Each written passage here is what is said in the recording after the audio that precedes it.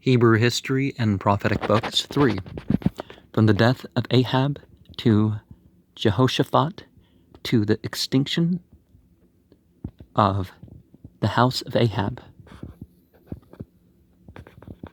All this fear about genocide, and we're looking at possible genocide here. AM 3107 to 3120 BCE 873 to 884. After the death of Ahab and Jehoshaphat, both the kingdom of Judah and the kingdom of Israel entered upon a period of gradual but more marked and rapid decadence. This was more obvious in the case of the latter than in the former. Decadence is, the 7 cups in the tarot, or the 7 hearts of the playing cards. The house of Ahab, by the increasing wickedness of his descendants, not only provoked the anger of the Lord against the family, till the predicted curse was fulfilled in extinction of that dynasty, but the nation became demoralized beyond recovery.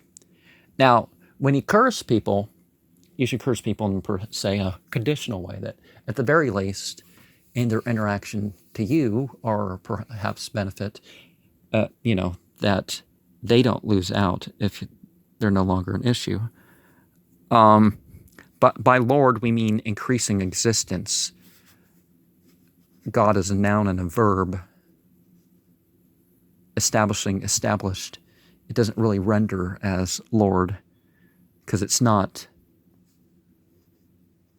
Aduni, as they would have had an army at that time. It wasn't another tetragrammaton, but in Hebrew it became a tetragrammaton. But the kings of Judah, too, from this time, more frequently lapsed into idolatry, and thus brought mischief on the nation. Still, the bad kings were less numerous than in Israel, and the evil consequences to the people were not as great. Now, perhaps if the idols are false deities, at the very least, represented certain things that evoked a certain character in the people, then you'd have other things to follow. In the early part of this period, Homer flourished in Greece, and Lycurgus governed at Sparta. Later, Carthage was founded by Dido. Kings of Judah.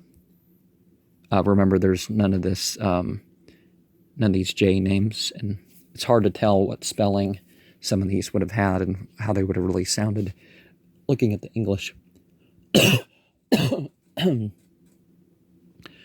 Jehoram, 889 to 881 BCE.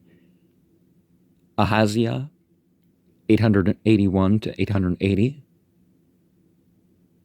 Interregnum, 880 to 874. Kings of Israel. Ahaziah, BCE 891 to 889. Jehoram, 889 to 877. Give an account of the reign and character of Ahaziah, son of Ahab, his accident, injury of a false god, meeting of the messengers with Elijah, pronounced Eliyahu, the rebuke and prediction, the parties sent to bring Eliyahu and the fatality attending them,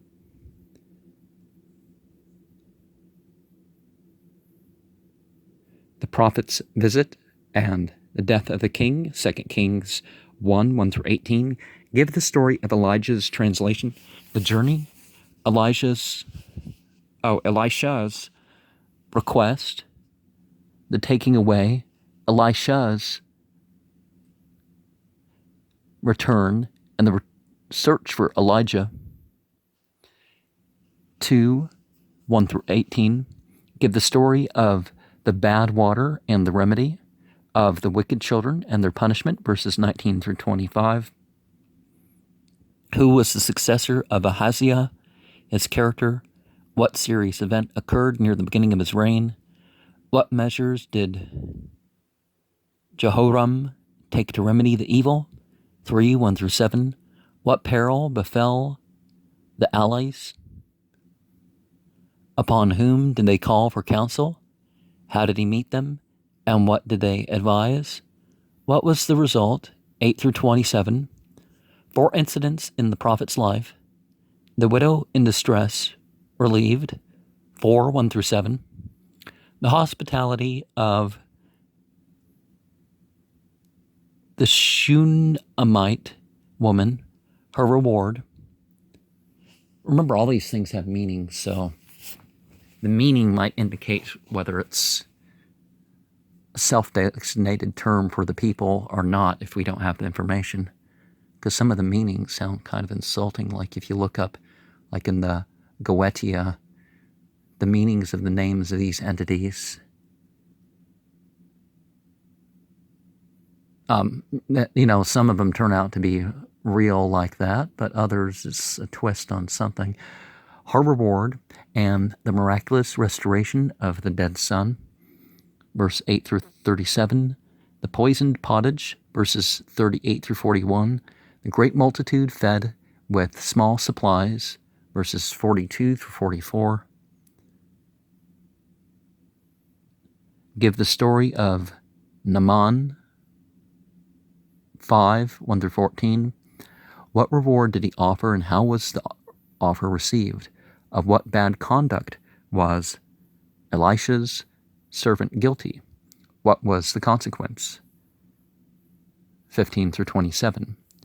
Miracle of the Acts, 6, 1 through 7. The Syrian war and the miraculous aid to the Israelites through Elisha, 8 through 10.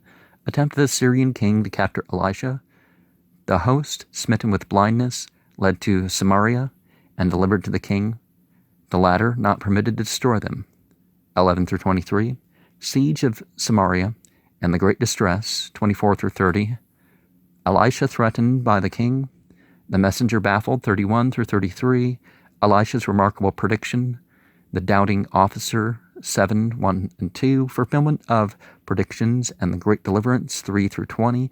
Further incidents relating to the Shunammite woman, 8, 1 through 6. Elisha goes to Damascus. Sickness of the king and inquiry of Hazael of the prophet. The answer and the startling disclosure, 7 through 13. Hazael's murder of the king and usurpation of the throne, 14 and 15. Jehoram, king of Judah, how did he begin his reign? Whom did he marry, and what was the consequence? 2 Chronicles 21, 1 through 6. Revolt of Edom, which had been before a tributary to Judah, war and conquest by Judah, but the Edomites, not wholly subdued. Continued wickedness of Jehoram, solemn warning from the prophet, beset with evils, personal affliction and death, 7 through 20. Ahaziah's wicked reign, 22, 1 through 9. Jehu, anointed to be king over Israel, rejection of Ahab's house, 2 Kings 9, 1 through 12. Revolution in the kingdom. Jehu destroys the whole house of Ahab as predicted. Jehoram cast into the field of Naboth.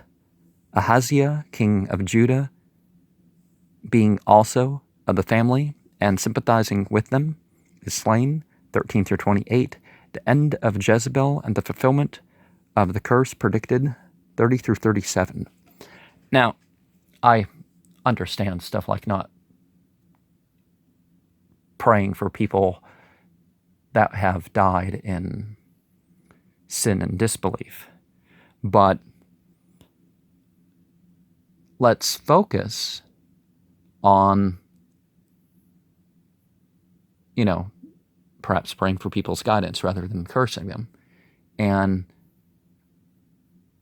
less of a curse than like binding, like May you be prevented from unlawful spending and unlawful earning. Something like that. Not something that prevents them from doing good or takes good from them,